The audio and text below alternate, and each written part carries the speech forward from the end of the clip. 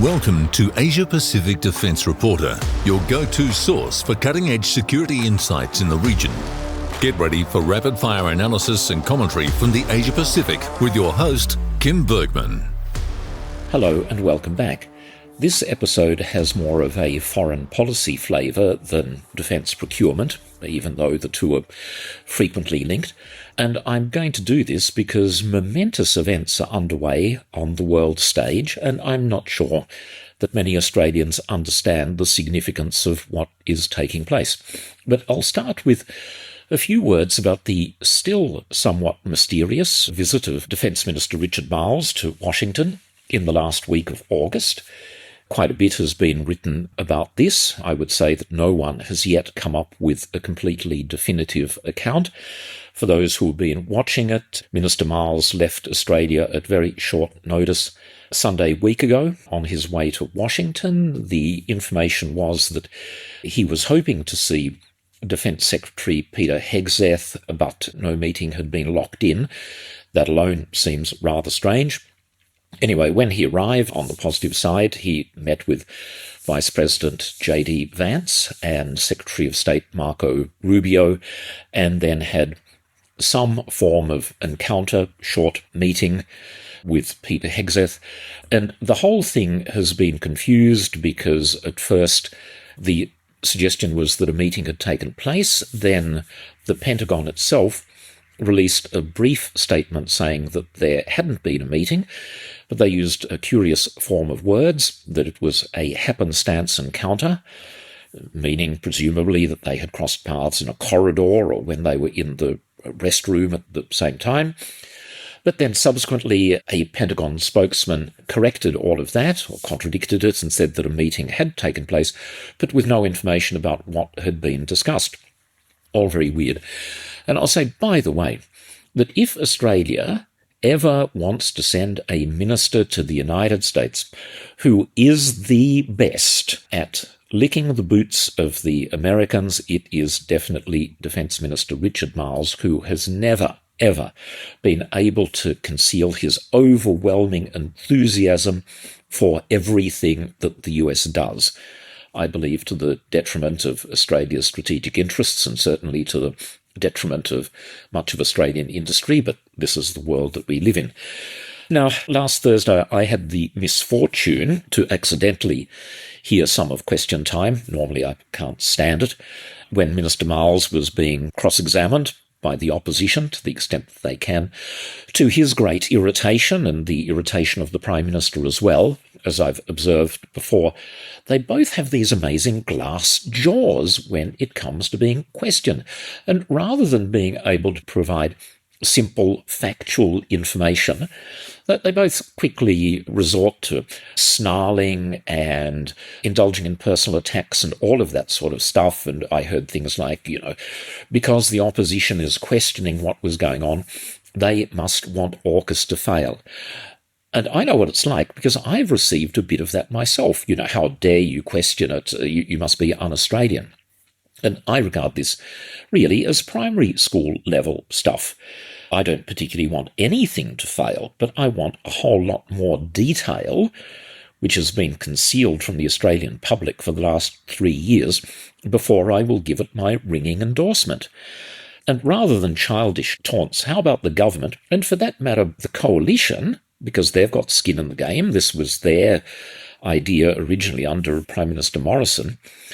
Why can't they answer the extremely basic question, what do we do for a submarine fleet if it does in fact fail?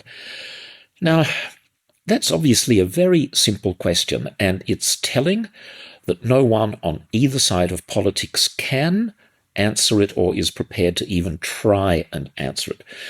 A further bit of relevant background, I think I mentioned this in the past, and I once again do wonder whether Minister Marles made this rushed trip to Washington because the annual AUSMIN talks, the high-level talks between Australia and the US, usually involving the defence and foreign ministers of both sides, meet for 1 or 2 days to thrash out a whole lot of issues. These meetings started way back in 1985, and there has been the occasional cancellation For example, they didn't occur during the First and Second Gulf Wars or during the year of COVID, but there is no particular reason now why one would have thought there was good reason to cancel the meeting, especially with the supposed importance of AUKUS to both countries.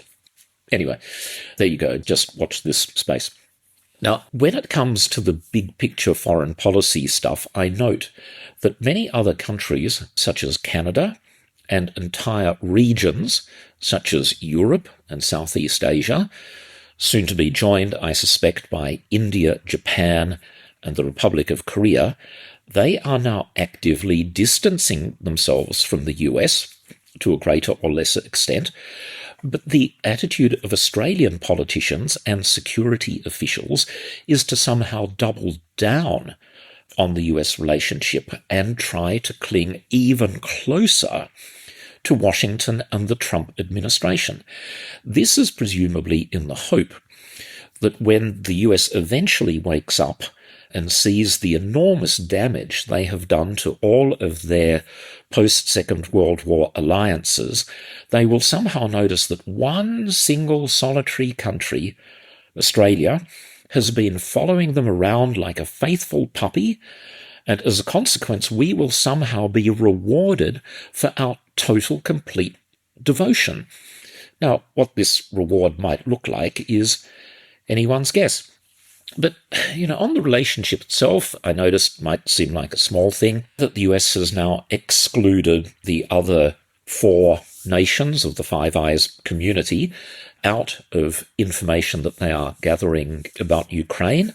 We were previously involved in all of this, but now National Security Director Tulsi Gabbard, an open enthusiast for Russia, along with President Trump himself, has decided that Australia, the UK, New Zealand and Canada were now out.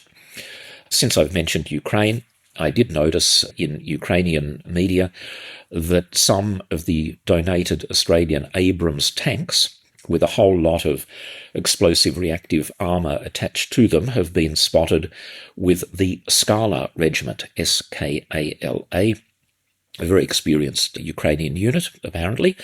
So when I said that they would be all put in a warehouse near Lviv until someone could finally figure out what they were doing, I was speaking slightly figuratively. At the moment, even with all of that explosive reactive armour added, I don't think it's going to be possible to send them anywhere near the front lines, but, hopefully they will be doing some good.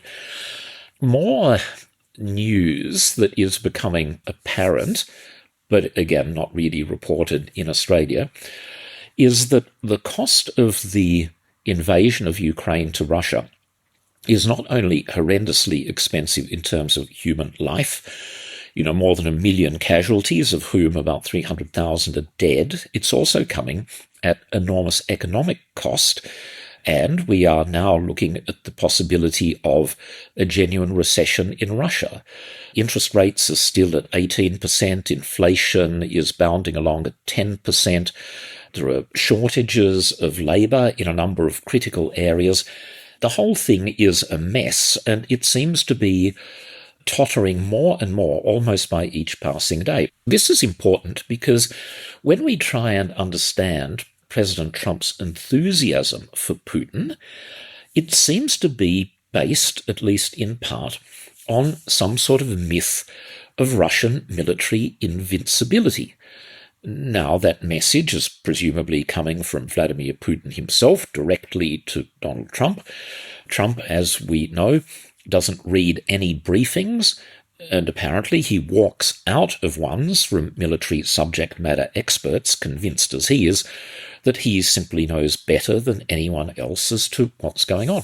And his impression of Russia seems to be completely out of step with factual reality. His approach seems to be, Ukraine should simply give up and surrender because it is inevitable that they will be defeated by mighty Russia.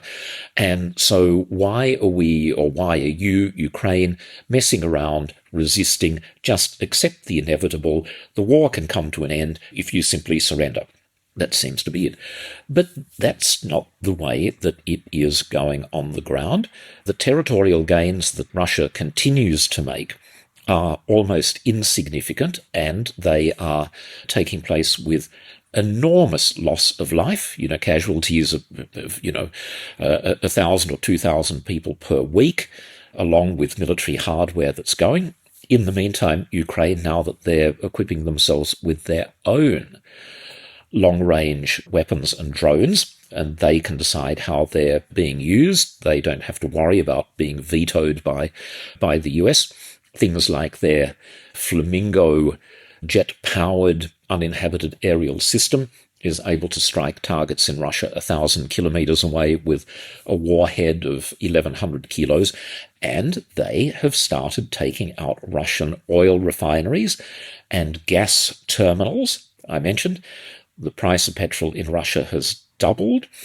The production in Russia of petroleum is now down by 17%, which is actually quite significant, and it's highly likely that the Ukrainians are going to take out even more of Russia's energy infrastructure, and without that, the country is really, really in deep trouble.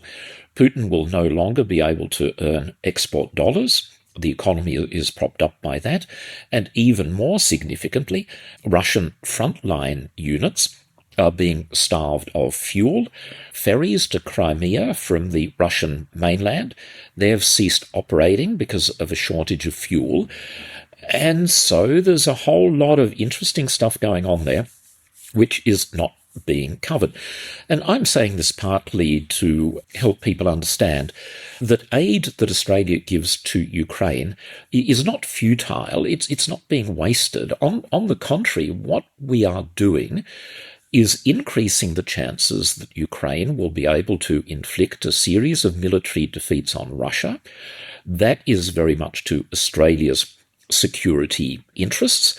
I noticed just a couple of weeks ago that Russia and China conducted the first of their joint submarine operations in the North Pacific. The Russian surface fleet and the Chinese surface fleet have been conducting joint operations or joint exercises as well. So Australians need to be aware that Russia is an important Pacific player, and the more that they can be weakened militarily, the better off Australia is. In that context, I noticed last week that Belgium, tiny little Belgium, has pledged 30 F-16 fighter aircraft to Ukraine. At about the same time, Canada has announced another $1 billion worth of military aid. You'd have to ask, as I frequently do, what is Australia doing? I suspect that we're running out of useful military equipment that we can donate. I might be wrong, but, our own armed forces are not themselves so well equipped that they have a lot more to give away. But we can certainly be doing more financially, and we should be. As I frequently remind listeners, Australia is the world's 12th or 13th largest economy, sort of depending on when during the year it is measured, and the amount of aid that we are giving to Ukraine as a proportion of GDP puts us number 34 on the list. So we have a strong, robust economy, but when it comes to aid to Ukraine, we are embarrassingly low down the list. Now, another thing I wanted to mention is the current Shanghai Security Cooperation Summit and the BRICS countries. The meeting in Shanghai looks like a collection of the world's worst dictators.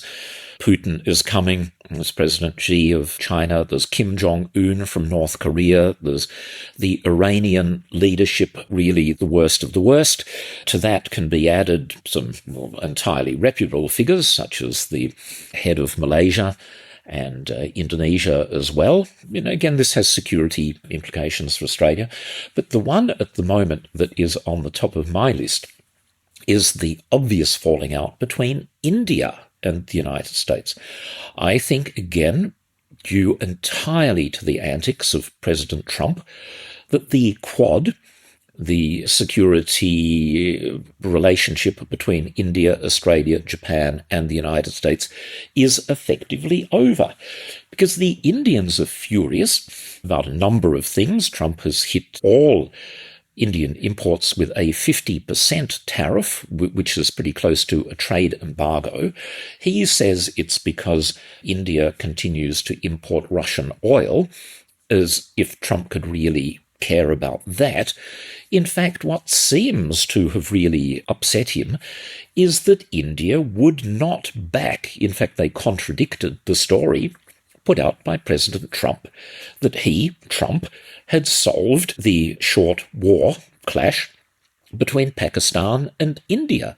India's reacted very badly to that, saying no, that they don't need any outside help with any of these things. They have always held to the view that the relationship with Pakistan is one for them to work on.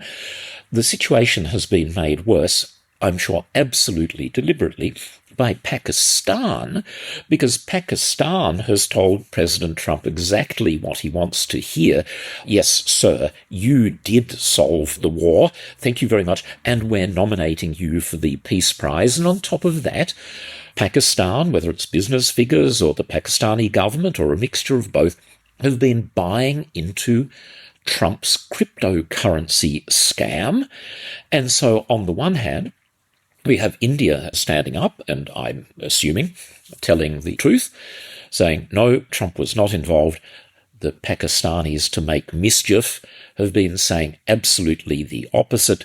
Trump now has decided that India needs to be punished, so he's hitting them with these huge tariffs, and now relations between India and China are rapidly warming. As I mentioned, Japan is not at all happy with Trump either, mainly over tariffs. A very high-level delegation was due in Washington, I believe, this week. That visit has been cancelled by the Japanese. The new South Korean president, President Lee, in his recent meeting to Washington, also had to put up with the awkward situation of President Trump in the middle of the meeting, out of nowhere, saying, well, you know, all of these military bases, in fact, there's only one large military base that the US still has in South Korea, rather than you leasing that land to us, maybe you should give it to us. Now, that hasn't impressed the South Koreans at all, as you can imagine. So this is the global pattern, and Australia is now an outlier. And I think that our position is just going to get stranger and stranger as more countries get together and start cooperating to bypass or avoid the United States. But Australia, our politicians and the entire security apparatus continues to cling to this belief that life remains exactly as it was before Trump. And yes, there are a couple of little hiccups, but things will return to normal. Well, I don't think they are. And Trump is here to stay. If not him, it will be Vice President J.D. Vance. Because Trump cannot cope with ever losing anything, the Republicans are already working furiously to rig next year's congressional midterm elections through a variety of means. These include gerrymandering at state level and stacking election certification boards with MAGA loyalists. Now, once the Republicans retain control of Congress with the midterm elections in November next year, that's it for US democracy. Should a Democrat win the 2028 presidential election, if that even goes ahead, Congress will simply refuse to certify the result. That's it. It will then be over. And that will leave Australia stranded high and dry because we're not doing anything at all to do what other countries are doing and to broaden their relationships and to strengthen relationships with non-US friendly democratic countries. Thank you very much for listening. That's all I've got time for this time. See you next time. That's today's Asia Pacific Defence Reporter. For more in-depth articles, expert opinions and exclusive interviews, visit AsiaPacificDefenceReporter.com. Stay informed, stay ahead. This is your source for all things defence. Until next time.